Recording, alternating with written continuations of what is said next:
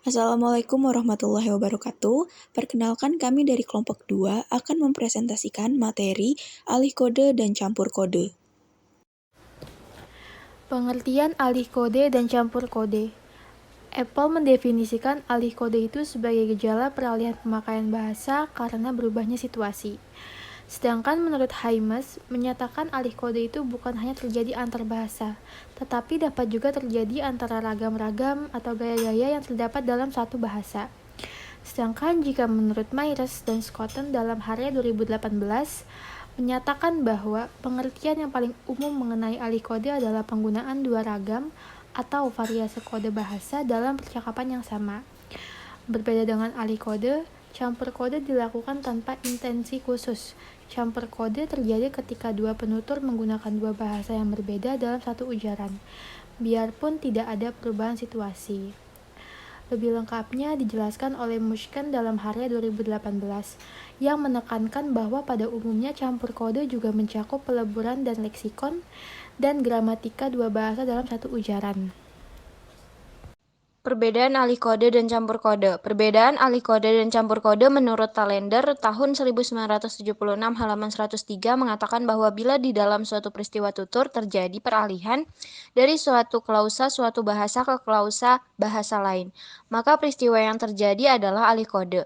Tetapi apabila di dalam suatu peristiwa tutur klausa maupun frase-frase yang digunakan terdiri dari klausa dan frasa campuran, hybrid clauses, hybrid phrases, dan masing-masing klausa atau frase itu tidak lagi mendukung fungsi sendiri-sendiri, maka peristiwa yang terjadi adalah campur kode bukan alih kode. Menyebab terjadinya alih kode dan campur kode. Menurut Wisman 1976-15, menyebab terjadinya alih kode: 1. Pembicara atau penutur, pendengar atau lawan tutur, perubahan situasi dengan lahirnya orang ketiga, perubahan topik pembicaraan, perubahan dari formal ke informal. Adapun tiga hal penyebab terjadinya alih kode dan campur kode, peneliti telah mendefinisikan dalam peristiwa tutur di bawah ini. 1. Mitra tutur.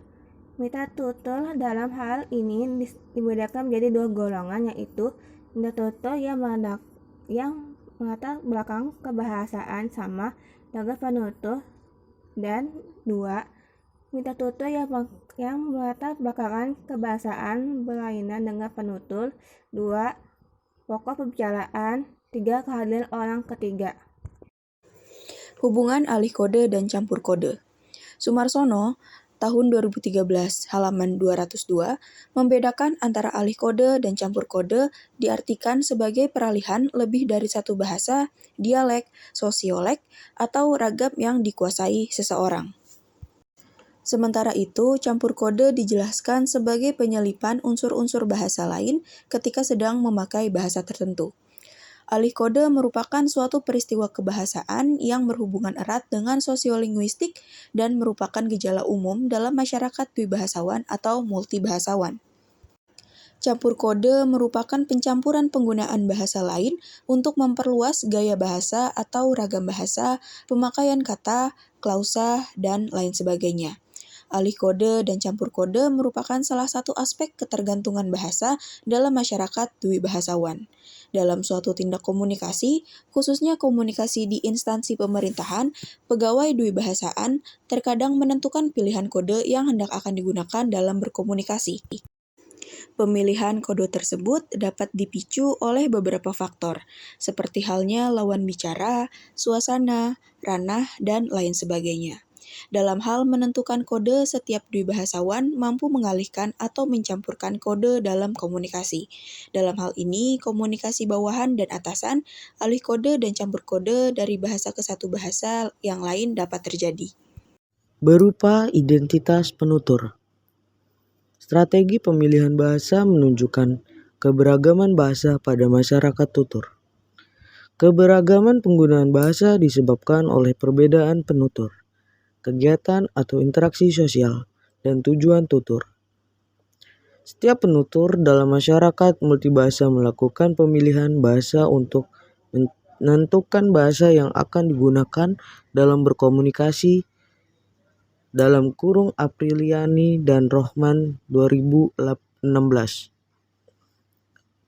Penutur menyelipkan unsur-unsur bahasa lain ketika sedang memakai bahasa tertentu. Unsur-unsur yang diambil dari bahasa lain tersebut seringkali berwujud kata-kata, tetapi dapat juga berwujud frasa atau kelompok kata. Jika berwujud kata, biasanya gejala itu disebut peminjaman. Jenis pilihan bahasa ketiga adalah variasi dalam bahasa yang sama, yakni dalam satu bahasa, penutur dapat menggunakannya secara bervariasi. Membeli baju bersama Vita. Bajunya harum seperti melati. Mohon maaf jika ada kesalahan kata. Cukup sekian dan terima kasih.